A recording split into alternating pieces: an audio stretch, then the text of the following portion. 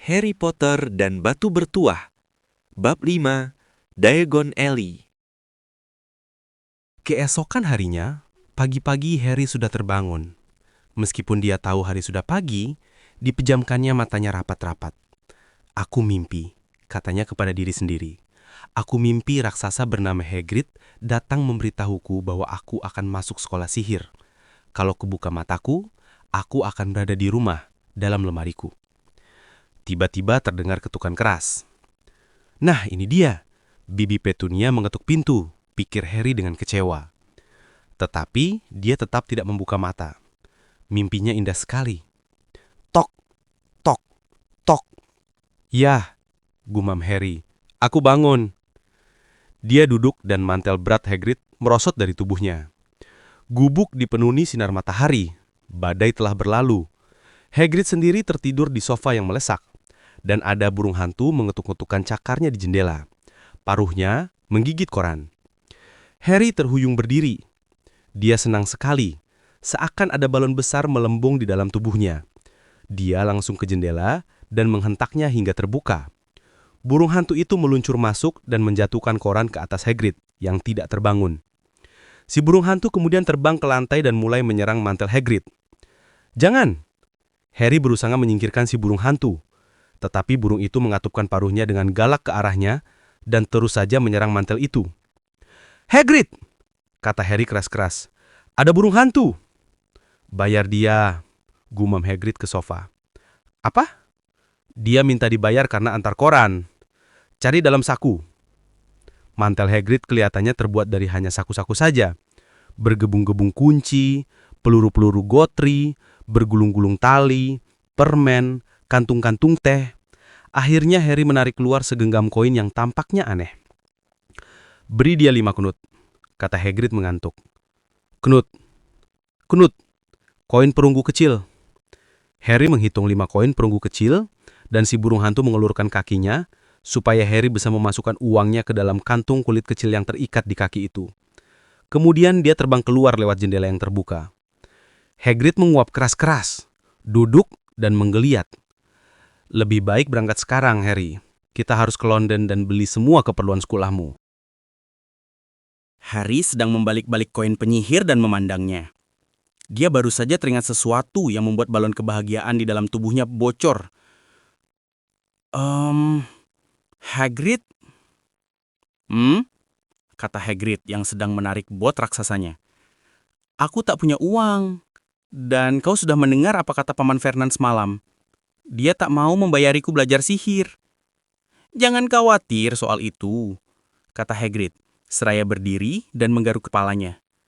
Apa kau pikir orang tuamu tidak tinggalkan sesuatu untukmu?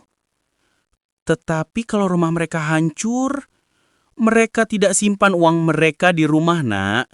Nah, pertama-tama kita ke Gringotts, bank penyihir. Makan sosis dulu. Dingin enak juga. Dan aku juga tidak tolak sepotong kue ulang tahunmu. Penyihir punya bank? Cuma satu, Gringotts. Yang menjalankan goblin, hantu kecil bertampang seram. Sosis yang dipegang Harry sampai terjatuh. Goblin? Ya, jadi kau gila kalau coba merampoknya, aku beritahu kau. Jangan main-main dengan goblin, Harry. Gringotts tempat paling aman di dunia kalau kau mau simpan sesuatu. Bandingannya mungkin cuma Hogwarts. Aku kebetulan harus ke Gringotts untuk Dumbledore. Urusan Hogwarts. Hagrid menegapkan diri dengan bangga. Dia biasa suruh aku lakukan hal-hal penting untuknya. Jemput kau, ambil sesuatu dari Gringotts. Tahu dia bisa percayai aku. Semua siap? Ayo kita berangkat. Harry mengikuti Hagrid keluar menuju karang. Langit cukup cerah sekarang, dan laut berkilau ditimpa cahaya matahari. Perahu yang disewa Paman Vernon masih ada, dengan banyak air di dasarnya. Bagaimana kau datang kemari? Harry bertanya, mencari-cari perahu lain. Terbang, jawab Hagrid. Terbang? Ya, tapi kita harus kembali dengan ini. Tak boleh gunakan sihir setelah aku bersamamu. Mereka duduk di perahu. Harry masih memandang Hagrid, berusaha membayangkan dia terbang. Repot kalau harus mendayung, kata Hagrid, lagi-lagi melirik Harry. Kalau aku mau percepat sedikit perjalanan kita, kau keberatan kalau ku minta jangan bilang-bilang di Hogwarts? Tentu saja tidak, Harry menjawab, yang sangat ingin melihat lebih banyak ilmu sihir. Hagrid mengeluarkan lagi payung merah jambunya, mengetukkannya 2 kali di sisi perahu, dan mereka meluncur menuju daratan. Kenapa kita gila kalau mau mencoba merampok Gringotts? Tanya Harry. Mantra-mantra, jampi-jampi, kata Hagrid seraya membuka korannya. Katanya ruangan-ruangan besinya dijaga naga-naga. Lagi pula, kau akan susah cari jalan keluar. Gringotts letaknya beratus-atus kilo di bawah London. Jauh di bawah stasiun kereta bawah tanah. Sebelum bisa keluar, kau sudah keburu mati kelaparan duluan, walaupun kau berhasil dapat sesuatu. Harry duduk diam memikirkan ini sementara Hagrid membaca korannya. Daily Prophet, Harian Peramal. Harry sudah tahu dari Paman Vernon bahwa orang lebih suka tidak diganggu kalau sedang baca koran, tetapi susah sekali. Seumur hidup belum pernah dia punya pertanyaan sebanyak ini. Kementerian Sihir bikin kacau balau, seperti biasanya, gumam Hagrid sambil membalik halaman korannya. Ada Kementerian Sihir? Tanya Harry tanpa bisa menahan diri. Tentu saja, kata Hagrid. Mereka inginkan Dumbledore menjadi menteri, tentu saja. Tetapi dia tidak mau tinggalkan Hogwarts. Jadi si Cornelius Fudge yang dapat jabatan ini. Ceroboh dan bego. Dia kirim burung hantu ke Dumbledore tiap hari minta nasihat.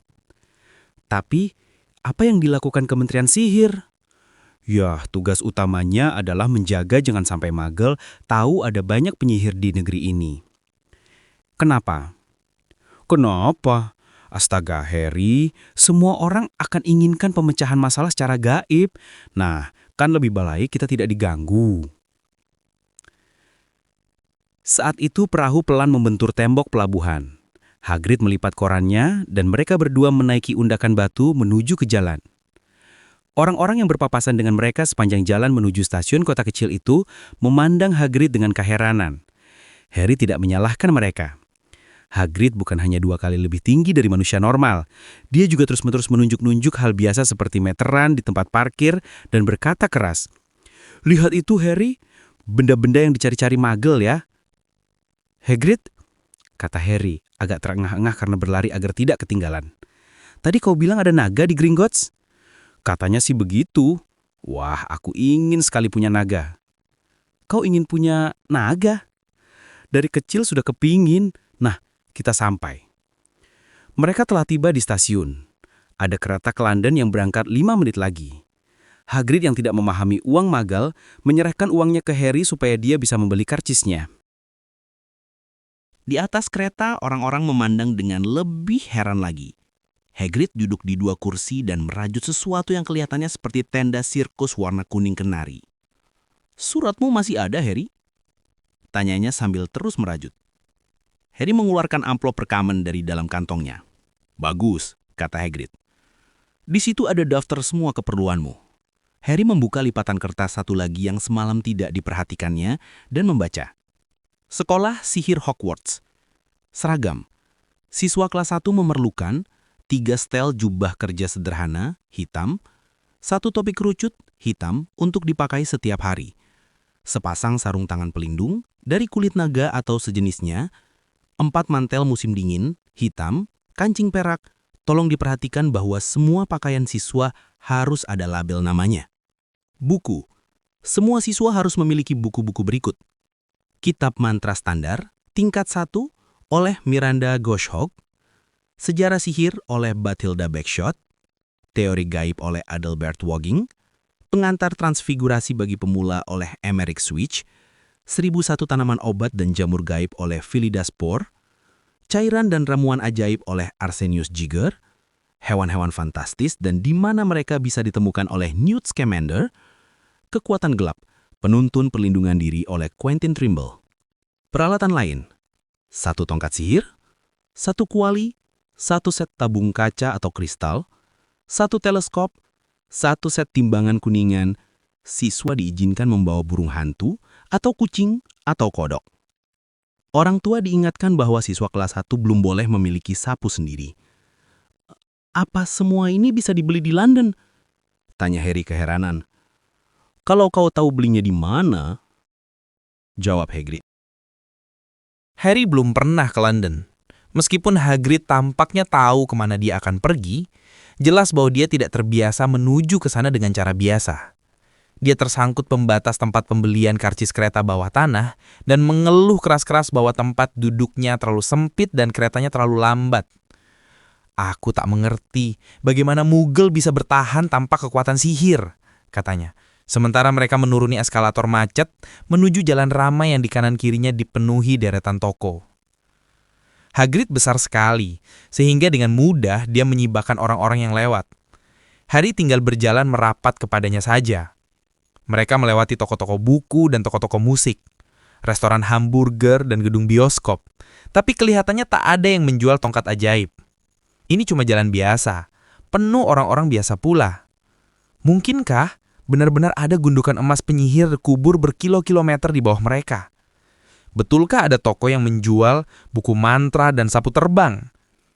Jangan-jangan sebuah ini cuma lelucon besar buatan keluarga Dursley. Kalau Harry tidak tahu bahwa keluarga Dursley tak punya rasa humor, dia pasti sudah mengira begitu. Bagaimanapun juga, kendati semua yang dikatakan Hagrid sejauh ini memang tidak masuk akal, Harry toh mempercayainya. Ini dia, kata Hagrid, berhenti. Leaky Cauldron, kuali bocor. Ini tempat terkenal. Tempat itu tempat minum kecil dan kotor. Jika Hagrid tidak menunjuknya, Harry tidak akan melihatnya.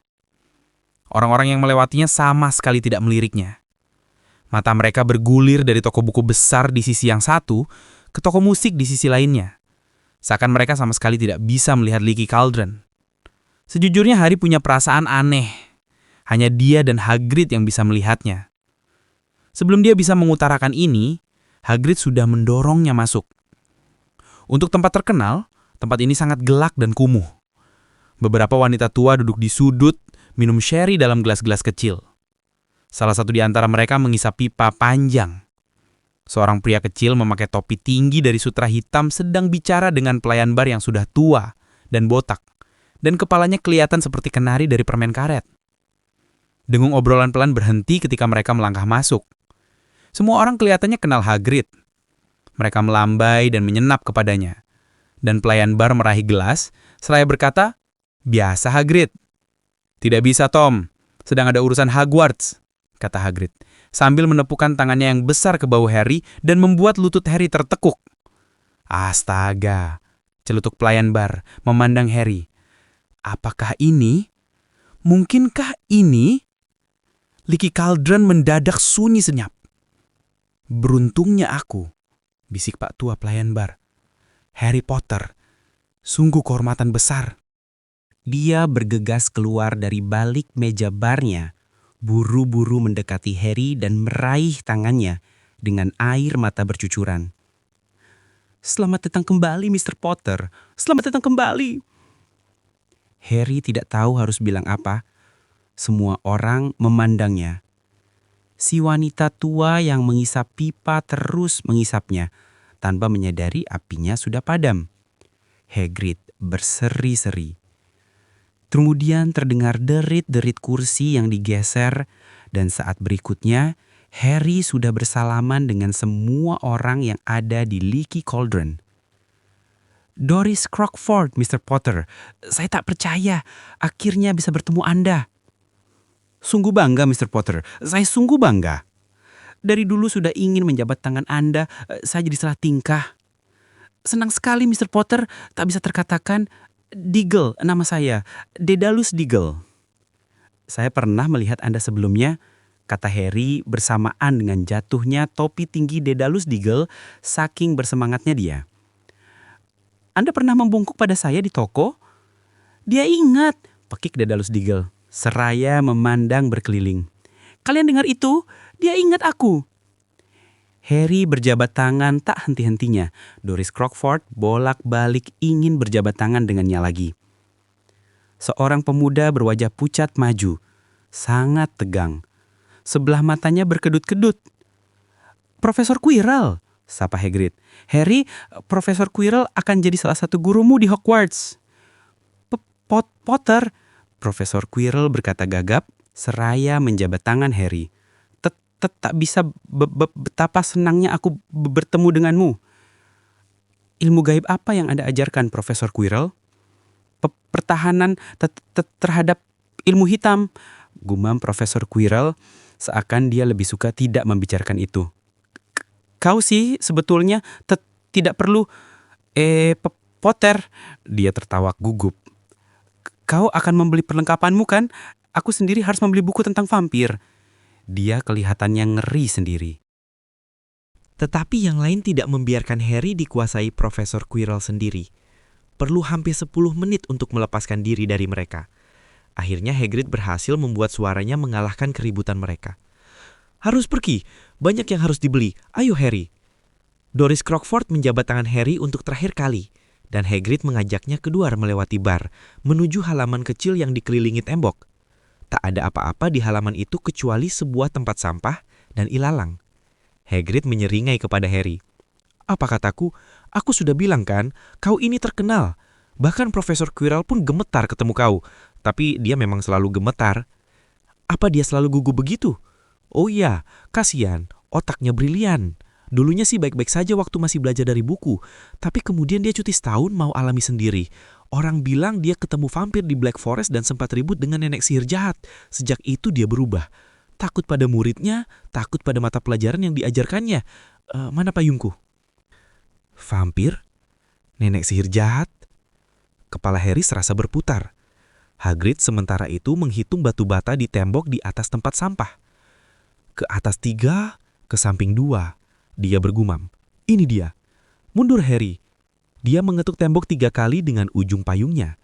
Batu bata yang disentuhnya bergetar, meliuk malah di tengahnya. Muncul lubang kecil, makin lama makin besar. Sedetik kemudian mereka sudah berhadapan dengan gerbang yang bahkan cukup besar untuk Hagrid. Gerbang masuk ke jalan berbatu yang berkelok-kelok dan membelok lenyap dari pandangan. Selamat datang, kata Hagrid, di Diagon Alley. Dia menyeringai melihat Harry terpana. Mereka melangkahi gerbang. Harry cepat-cepat menoleh dan melihat gerbang terbuka itu langsung menyusut kembali menjadi tembok padat. Matahari bersinar cerah. Sinarnya menimpa setupuk kuali di depan toko paling dekat. Kuali, segala ukuran, tembaga, kuningan, timah putih, timah hitam, perak mengaduk sendiri, dapat dilipat. Begitu bunyi papan yang tergantung di atasnya. Ya, kau perlu 1, kata Hagrid. Tapi kita harus ambil uangmu dulu. Harry berharap dia punya 8 mata tambahan. Kepalanya menoleh ke segala jurusan ketika mereka menyusuri jalan itu, mencoba melihat segalanya sekaligus. Toko-toko, barang-barang yang terpajang di depannya, orang-orang yang sedang berbelanja. Seorang wanita gemuk di depan toko obat sedang menggelengkan kepala ketika mereka lewat, sambil berkata, "Hati naga, 17 sikel per ons, gila mereka." Dekut uhu-uhu pelan terdengar dari toko gelap dengan tulisan berbunyi, toko burung hantu serba ada Ailops, kuning kecoklatan, pekikan teras, burung hantu serak, coklat dan putih bersih.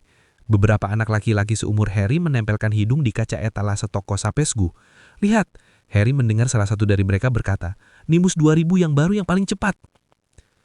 Ada toko-toko yang menjual jubah, toko-toko yang menjual teleskop, dan peralatan perak aneh-aneh yang tak pernah dilihat Harry sebelumnya. Etalase yang memajang tong-tong berisi limpah kelelawar dan mata ilam, tumpukan buku-buku mantra dan bergulung-gulung perkamen, botol-botol ramuan, globe bulan. Gringotts, kata Hagrid. Mereka telah tiba di depan bangunan putih bersih yang menjulang di antara toko-toko kecil yang lain. Di sebelah pintu perunggu mengilap, berdiri tegak makhluk berseragam merah dan emas. Ya, itu goblin, kata Hagrid pelan sementara mereka mendaki undakan batu putih menuju ke tempatnya. Si goblin kira-kira sekepala lebih rendah dari Harry. Wajahnya yang hitam tampak cerdas, dengan janggut runcing dan Harry memperhatikan jari-jari tangan dan kaki yang panjang. Dia membungkuk ketika mereka masuk. Sekarang mereka menghadapi sepasang pintu kedua, yang ini perak dengan kata-kata berikut terpahat di atasnya. Masuklah orang asing, tetapi berhati-hatilah terhadap dosa yang ditanggung orang serakah. Karena mereka yang mengambil apa saja yang bukan haknya, harus membayar semahal-mahalnya. Jadi jika kau mencari di bawah lantai kami, harta yang tak berhak kau miliki, pencuri, kau telah diperingatkan, bukan harta yang kau dapat, melainkan ganjaran.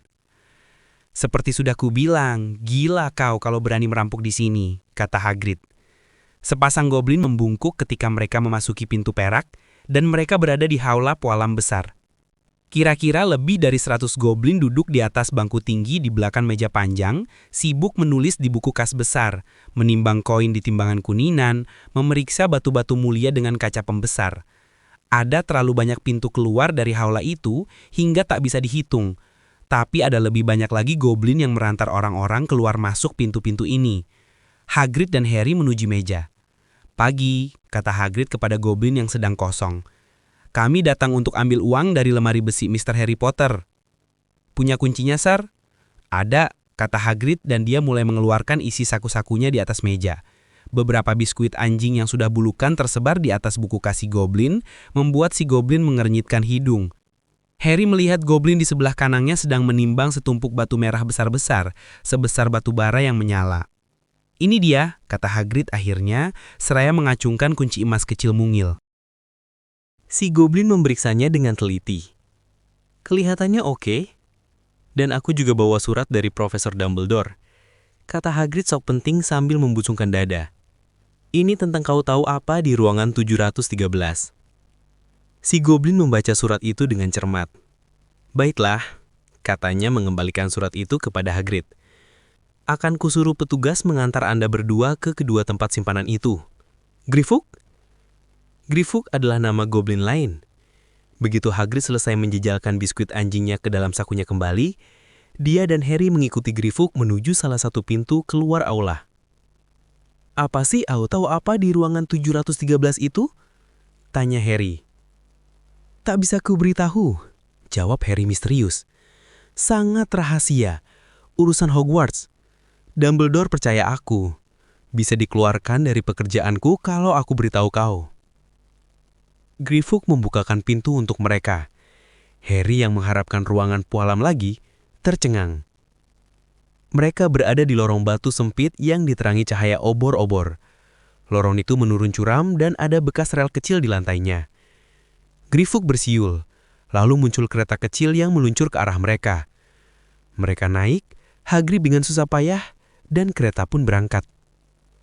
Awalnya mereka cuma berbelok-belok melewati lorong berbelit-belit. Harry mencoba mengingat. Kiri, kanan, kanan, kiri, garpu tengah, kanan, kiri, tapi tak mungkin. Kereta yang berderak-derak itu kelihatannya tahu sendiri jalannya, sebab Grifuk tidak mengemudikannya. Mata Harry pedas diterpa udara dingin, tetapi dia tetap membukanya lebar-lebar. Sekali dia merasa melihat semburan api di ujung lorong dan membalik untuk melihat apakah itu naga. Tetapi terlambat, mereka meluncur turun semakin dalam. Melewati danau bawah tanah, dengan stalaktik dan stalagmit besar-besar bermunculan dari atap dan dasarnya. Aku tak pernah tahu, Harry berteriak kepada Hagrid mengatasi bunyi kereta. Apa sih bedanya stalagmit dan stalaktit? Stalagmit pakai M. Dan jangan tanya-tanya aku dulu, aku pusing mau muntah. Wajahnya memang tampak sangat pucat. Dan ketika kereta akhirnya berhenti di sebelah pintu kecil di dinding lorong, Hagrid turun dan harus bersandar di dinding, menunggu lututnya berhenti gemetar. Grifuk membukakan pintu untuk mereka. Asap tebal hijau mengepul keluar. Dan setelah asap menipis, Harry ternganga. Di dalam ruangan tampak gundukan-gundukan uang emas, tumpukan uang perak, timbunan knut perunggu kecil-kecil. Semua milikmu, Hagrid senyum. Semua milik Harry, bukan main. Keluarga Dursley pastilah tak tahu tentang ini. Kalau tidak, pasti sudah mereka rebut dalam sekejap. Betapa seringnya mereka mengeluhkan besarnya biaya yang harus mereka keluarkan untuk membesarkan Harry. Padahal selama ini ada harta begitu banyak miliknya terkubur dalam-dalam di bawah kota London. Hagrid membantu Harry memasukkan uang ke dalam tas. Yang emas ini galion, dia menjelaskan. 17 sikel perak sama dengan 1 galion, dan 29 knut sama dengan 1 sikel. Gampang kan? Sudah, ini sudah cukup untuk 2 semester. Sisanya biar aman di sini. Dia menoleh pada Grifuk. Ruang 713 sekarang, dan bisa tidak keretanya lebih pelan sedikit? Cuma satu kecepatan, kata Griphook. Mereka masuk semakin dalam sekarang dan semakin cepat. Udara semakin lama semakin dingin ketika mereka membelok di tikungan-tikungan tajam. Mereka melewati jurang bawah tanah, dan Harry membungkuk di tepi kereta untuk melihat apa yang ada di dasarnya yang gelap. Tetapi Hagrid menggeram dan menarik tengkuknya masuk kereta. Ruang besi 713 tidak ada lubang kuncinya. Mundur, kata Griphook sok penting. Dia membelai-lembut pintunya dengan satu jarinya, dan pintu itu meleleh begitu saja. Kalau orang lain, bukan Goblin Gringotts yang melakukan itu, mereka akan tersedot lewat pintu dan terperangkap di dalam, kata Griphook. Berapa sering kau mengecek kalau ada orang terperangkap di dalam? Tanya Harry. Kira-kira sekali dalam 10 tahun, kata Griphook, dengan seringai agak menyebalkan. Sesuatu yang betul-betul luar biasa pastilah ada dalam ruang besi dengan pengamanan istimewa ini. Harry yakin, maka dia melongok dengan penuh semangat, berharap melihat permata-permata hebat paling tidak. Tetapi awalnya dia mengira ruangan itu kosong. Kemudian dilihatnya bungkusan kertas coklat kecil kumal tergeletak di lantai. Hagrid memunggutnya dan memasukkannya hati-hati ke dalam mantelnya. Harry ingin sekali tahu apa isi bungkusan itu, tetapi dia tahu sebaiknya tidak bertanya. Ayo, naik kereta celaka ini lagi, dan jangan bicara padaku dalam perjalanan pulang. Paling baik aku tutup mulut, kata Hagrid. Setelah perjalanan naik kereta gila-gilaan, mereka berdiri kesilauan dalam cahaya matahari di luar Gringotts. Harry tak tahu harus kemana dulu sekarang, setelah dia punya satu tas penuh uang. Dia tak perlu tahu berapa galeon senilai dengan 1 pound untuk mengetahui bahwa dia sedang memegang lebih banyak uang daripada yang pernah dimilikinya selama hidupnya. Bahkan lebih banyak daripada yang dimiliki Dudley. Lebih baik beli seragamu dulu, kata Hagrid, seraya mengangguk ke arah jubal untuk segala acara kreasi Madam Malkin. Harry, kau keberatan tidak kalau aku pergi sebentar ke Leaky Cauldron untuk beli minum? Aku benci kereta Gringotts. Dia masih kelihatan sedikit pucat. Maka Harry masuk ke toko Madam Malkin sendirian, merasa gugup. Madam Malkin adalah penyihir bertubuh pendek gemuk, penuh senyum, berpakaian serba lembayung muda. Hogwarts nak, katanya, ketika Harry baru mau bicara. Banyak yang kesini, sekarang malah ada satu yang sedang ngepas. Di bagian belakang toko, seorang anak laki-laki dengan wajah runcing pucat berdiri di atas bangku pendek kecil, sementara ada penyihir kedua yang melipat jubah hitam panjangnya dan menyematnya dengan jarum pentul. Madam Malkin menyuruh Harry berdiri di atas bangku di sebelahnya, memasukkan jubah panjang melewati kepalanya, dan mulai menyematnya sampai panjangnya pas. Halo, sapa si anak laki-laki. Hogwarts juga? Ya, jawab Harry. Ayahku di sebelah membelikan bukuku, dan ibuku di toko lain mencari tongkat, kata anak itu.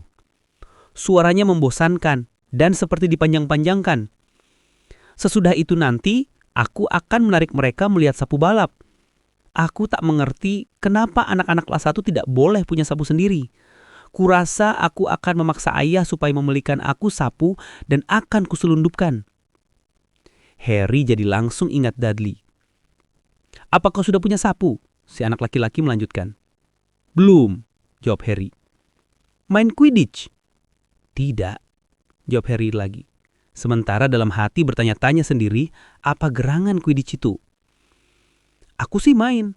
Ayah bilang kelewatan kalau aku tidak terpilih dalam tim asramaku, dan harus kusatakan, aku sepakat.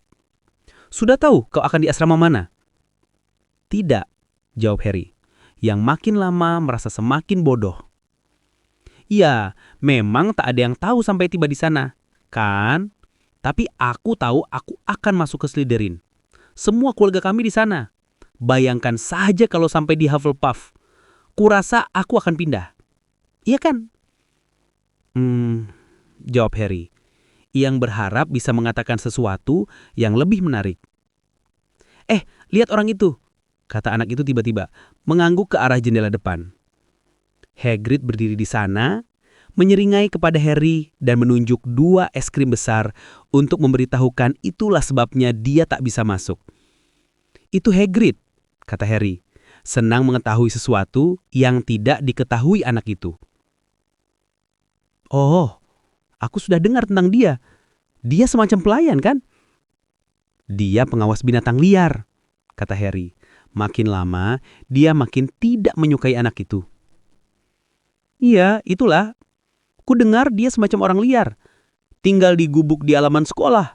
Dan dari waktu ke waktu, dia mabuk. Mencoba menyihir. Tapi hasilnya malah membakar tempat tidurnya sendiri. Menurut aku dia hebat. Begitu, kata si anak laki-laki. Sedikit melecehkan. Kenapa dia bersamamu? Di mana orang tuamu? Sudah meninggal, kata Harry pendek. Dia tidak ingin membicarakan hal ini dengan anak itu. Oh, maaf, kata si anak laki-laki. Tapi kedengarannya tidak menyesal sama sekali. Tapi mereka bangsa kita, kan? Mereka penyihir, kalau itu maksudmu. Menurut aku sih, bangsa lain sebaiknya tidak diizinkan bergabung. Iya kan? Mereka tidak sama. Mereka tidak pernah dibesarkan dengan cara-cara kita. Beberapa di antara mereka bahkan tidak pernah mendengar tentang Hogwarts sampai menerima surat. Bayangkan.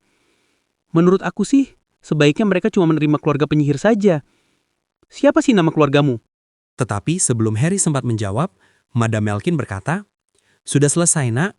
Dan Harry, yang malah senang bisa menghindari si anak, langsung meloncat turun dari bangku. "Sampai ketemu di Hogwarts ya," kata anak itu. Harry agak diam ketika dia memakan es krim yang dibelikan Hagrid untuknya. Coklat dan raspberry dengan cacahan kacang. "Ada apa?" tanya Hagrid. "Tidak ada apa-apa," Harry berbohong. Mereka berhenti untuk membeli perkamen dan pena bulu. Harry agak gembira ketika dia menemukan sebotol tinta yang warnanya berubah ketika dipakai menulis. Ketika mereka telah meninggalkan toko, dia nyeletuk, "Hagrid, Quidditch itu apa sih?" "Astaga Harry, aku lupa terus bahwa belum banyak yang kau tahu, bahkan Quidditch pun kau belum tahu." "Jangan membuatku merasa lebih parah," kata Harry. Dia memberitahu Hagrid tentang anak pucat di toko Madam Malkin. Dan dia bilang orang-orang dari keluarga Muggle seharusnya tidak diterima di... "Kau bukan dari keluarga Muggle. Kalau saja dia tahu siapa sebetulnya kau, sejak kecil pastilah dia sudah diberitahu namamu. Jika orang tuanya memang penyihir. Kau sudah lihat sendiri di Leaky Cauldron. Lagi pula, dia tahu apa sih? Beberapa dari penyihir terbaik malah orang-orang yang memang diberi batat sihir tapi berasal dari keluarga Muggle. Lihat saja ibumu. Lihat bagaimana kakaknya." "Jadi, Quidditch itu apa sih?" "Itu olahraga kita, olahraga penyihir. Semacam sepak bola kalau di dunia Muggle. Semua orang senang nonton Quidditch, dimainkan di udara dengan naik sapu terbang, dan ada 4 bola. Agak susah menjelaskan aturannya." "Dan apa itu Slytherin dan Hufflepuff?" "Nama-nama rumah asrama di sekolah. Ada 4. Semua bilang Hufflepuff isinya anak-anak yang canggung, tapi... Kalau begitu pastilah aku masuk Hufflepuff," kata Harry muram. "Lebih baik Hufflepuff daripada Slytherin," kata Hagrid keras. "Semua penyihir yang jadi jahat, dulunya tinggal di Slytherin. Kau tahu siapa salah satunya?" Maaf, kau tahu siapa dulunya di Hogwarts?" "Bertahun-tahun yang lalu," kata Hagrid. Mereka membeli buku-buku Harry di Flourish and Blotts. Di toko buku itu rak-raknya penuh sampai ke langit-langit dengan berbagai buku. Dari buku setebal batu bata bersampul kulit, sampai buku sebesar prangko dengan sampul sutra. Buku-buku dengan gambar aneh-aneh dan beberapa buku yang sama sekali kosong melompong. Bahkan Dudley, yang sama sekali tak pernah membaca apa-apa, akan senang memiliki beberapa buku yang ada di sini. Hagrid nyari sampai harus menyeret Harry dari buku kutukan dan kontra kutukan, pikat kawan, dan kutuk lawan dengan pembalasan denda mutakhir. Rambut rontok, kaki lemas, lidah beku, dan banyak macam lagi. Oleh Profesor Vindictus Viridian. "Aku sedang mencoba mencari cara mengutuk Dudley."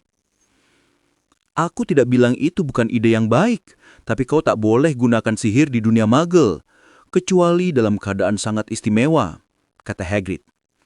"Lagi pula, kau belum bisa gunakan kutukan itu. Kau masih perlu belajar banyak sebelum mencapai tingkat itu." Hagrid juga tidak mengizinkan Harry membeli kuali emas. "Menurut daftarmu harus timah campuran." Tetapi mereka mendapat satu set timbangan bagus untuk menimbang bahan-bahan ramuan dan teleskop kuningan yang bisa dilipat. Kemudian mereka ke toko bahan ramuan yang untungnya cukup menarik, soalnya baunya busuk bukan main, campuran antara telur busuk dan kol busuk. Tong-tong berisi lendir berjajar di lantai. Stoples-stoples berisi ramuan, akar-akar dering dan bubuk berwarna cerah berderet di dinding. Bergubung bulu-bulu, untayan taring dan cakar-cakar melengkung bergantungan dari langit-langit.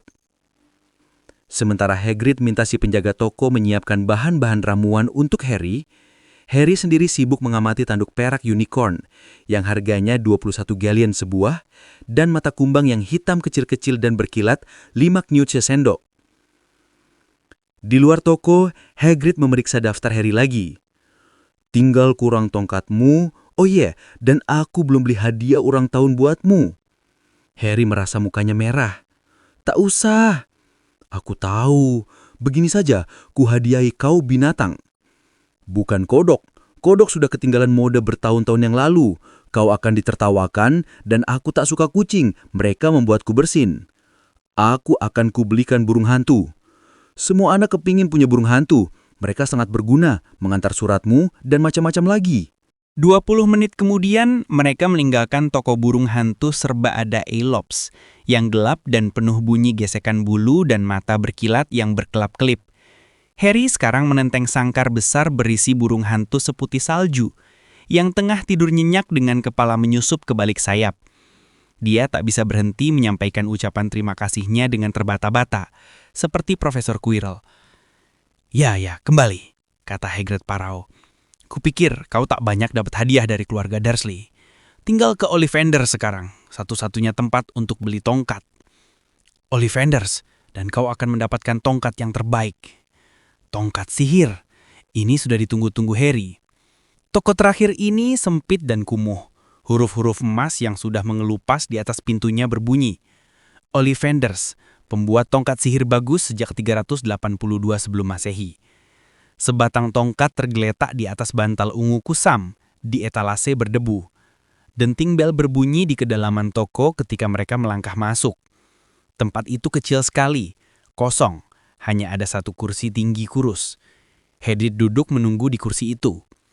Harry merasa aneh, seakan dia memasuki perpustakaan yang peraturannya sangat ketat. Dia menelan banyak pertanyaan baru yang bermunculan di benaknya, dan melihat-lihat saja ribuan kotak pipih yang bertumpuk rapi sampai ke langit-langit. Entah kenapa, bulu tengkuknya berdiri. Debu dan kesunyian di toko ini rasanya mengandung sihir rahasia. Selamat pagi, terdengar suara lembut. Harry melonjak. Hagrid pastilah melonjak juga, sebab terdengar bunyi derit keras dan dia cepat-cepat bangkit dari kursi kurusnya. Seorang laki-laki tua berdiri di hadapan mereka. Matanya yang lebar dan pucat, bercahaya bagi bulan di dalam toko yang suram itu. Halo, kata Harry salah tingkah. Ah iya, kata laki-laki itu. Iya, sudah kuduga. Aku akan segera bertemu kau, Harry Potter. Matamu mirip mata ibumu. Rasanya baru kemarin dia di sini, membeli tongkat pertamanya. 25,5 senti, mendesir jika digerakkan, terbuat dari dahan dedalu. Tongkat bagus untuk menyihir. Mr. Ollivander mendekati Harry. Harry berharap dia berkedip. Matanya yang keperakan itu agak mengerikan. Ayahmu sebaliknya lebih suka tongkat mahogani. 27,5 senti, lentur, sakti dan cocok sekali untuk transfigurasi. Yah, tadi ku bilang ayahmu lebih suka tongkat itu. Sebetulnya tongkatnya lah yang memilih si penyihir. Tentu saja. Mr. Ollivander sudah dekat sekali, sehingga hidungnya dan hidung Harry nyaris bersentuhan. Harry bisa melihat bayangan dirinya di dalam mata berkabut itu. Dan ini rupanya. Mr. Ollivander menyentuh bekas luka berbentuk kilat menyambar di dahi Harry dengan jarinya yang putih panjang. Aku minta maaf karena aku yang menjual tongkat yang menyebabkan luka ini, katanya lembut. 33,5 senti, kayu cemara, sakti, sangat sakti dan jatuh ke tangan yang salah. Ya, kalau saja aku tahu apa yang akan dilakukan tongkat itu di luar. Dia menggelengkan kepala, dan kemudian betapa leganya Harry, Mr. Ollivander melihat Hagrid. Rubius Hagrid, Senang sekali bertemu kau lagi. 40 cm, agak bengkok kan? Betul, Sir. Ya, kata Hagrid. Tongkat bagus. Tapi kuduga mereka mematahkannya jadi 2 waktu kau dikeluarkan, kata Mr. Ollivander mendadak galak. Ya, betul, kata Hagrid. Kakinya bergerak-gerak gelisah. Tapi saya masih simpan potongannya, dia menambahkan dengan riang. Tapi kau tidak memakainya, kata Mr. Ollivander tajam. Oh, tidak, Sir, jawab Hagrid cepat-cepat. Harry melihat Hagrid mencengkeram payung merah jambunya erat-erat ketika berbicara. Kata Mr. Ollivander menatap tajam Hagrid. Nah, Mr. Potter, coba kita lihat. Dia menarik keluar meteran panjang dengan tanda-tanda perak di dalam kantongnya. Tangan mana tangan pemegang tongkatmu? Tangan kanan, kata Harry. Julurkan tanganmu. Bagus. Dia mengukur Harry dari bahu ke jari, kemudian pergelangan tangan ke siku, bahu ke lantai, lulut ke ketiak dan sekeliling kepalanya. Sementara mengukur, dia berkata, semua tongkat Ollivander punya intisari kegaiban, Mr. Potter. Kami menggunakan rambut unicorn, bulu ekor burung phoenix, dan nadi jantung naga. Tak ada 2 tongkat Ollivander yang sama, seperti halnya tak ada 2 unicorn, dragon, atau phoenix yang persis sama. Dan tentu saja, kau tak akan mendapatkan hasil baik dengan tongkat penyihir lain. Harry mendadak menyadari bahwa meteran yang sedang mengukur jarak antara kedua lubang hidungnya mengukur sendiri. Mr. Ollivander berkeliling di depan rak-rak, menurunkan kotak-kotak. Sudah cukup, katanya, dan meteran itu langsung terpuruk menggunuk di lantari. Baik, Mr. Potter. Cobalah yang ini, Beechwood dan nadi jantung naga. 22,5 cm, bagus dan fleksibel. Ambil dan cobalah menggoyangkannya. Harry meraih tongkat itu dan menggoyangkannya sedikit, tetapi Mr. Ollivander langsung merebutnya. Maple dan bulu phoenix, 17,5 cm. Sabetannya oke, cobalah. Harry mencoba, tapi baru saja dia mengangkatnya, tongkat itu juga direbut balik oleh Mr. Ollivander. Tidak ini. Ebony dan rambut unicorn, 21/4 elastis. Ayo, coba yang ini. Harry mencobanya, dan mencoba yang lain. Dia sama sekali tak tahu apa yang dinantikan Mr. Ollivander. Tumpukan tongkat yang sudah dicoba menggunung makin lama makin tinggi di atas kursi kurus. Tetapi semakin banyak tongkat yang diambilnya dari rak, semakin senang tampaknya Mr. Ollivander. Pembeli-pembeli, jangan khawatir, kita akan menemukan tongkat yang pas di sini. Bagaimana kalau... Ya, kenapa tidak? Kombinasi yang tidak biasa. Holly dan bulu phoenix, 27,5 cm. Bagus dan lentur. Harry mengambil tongkat itu. Mendadak jari-jarinya terasa hangat. Diangkatnya tongkat ke atas kepala, diayunkannya ke bawah di udara berdebu, dan semburat bunga api merah dan keemasan meluncur dari ujungnya seperti kembang api, membuat bayang-bayang yang menari-nari di dinding. Hagrid berteriak dan bertepuk tangan, dan Mr. Ollivander berseru, "Oh, Grafo, ya, sungguh, bagus sekali." Wah, sungguh aneh sekali. Diletakkannya kembali tongkat Harry ke dalam kotaknya dan dibungkusnya dengan kertas coklat sambil terus bergumam. Aneh. Maaf, kata Harry, tapi apa yang aneh? Mr. Ollivander menatap Harry dengan matanya yang pucat. Aku mengingat semua tongkat yang pernah kujual Mr. Potter. Satu persatu. Kebetulan phoenix yang bulu ekornya ada di tongkatmu itu menghasilkan 1 bulu lagi. Hanya 1. Sungguh aneh sekali kau ditakdirkan menjadi pemilik tongkat ini, sementara saudaranya lah yang memberimu bekas luka itu. Harry menelan ludah.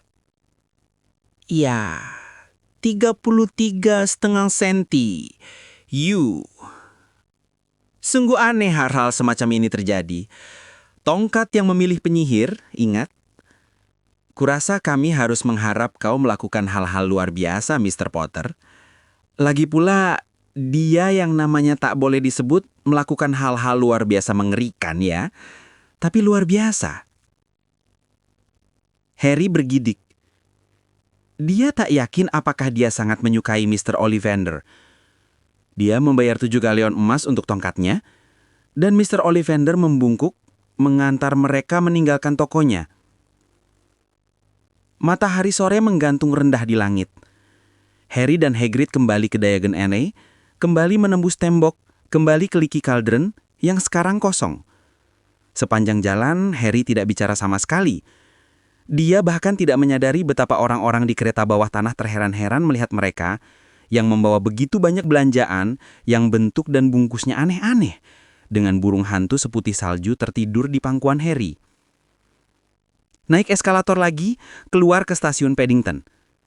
Harry baru menyadari di mana mereka berada ketika Hagrid menjawil bahunya. "Masih sempat makan sebentar sebelum keretamu berangkat," katanya. Dia membeli hamburger dan mereka duduk di kursi plastik untuk memakannya. Berkali-kali Harry memandang berkeliling. Segala sesuatu terasa aneh. "Kau tak apa-apa, Harry? Kau dari tadi diam saja," kata Hagrid. Harry tak yakin dia bisa menjelaskan. Hari ini hari ulang tahun paling menyenangkan dalam hidupnya, tetapi dia mengunyah hamburgernya, mencoba menemukan kata-kata.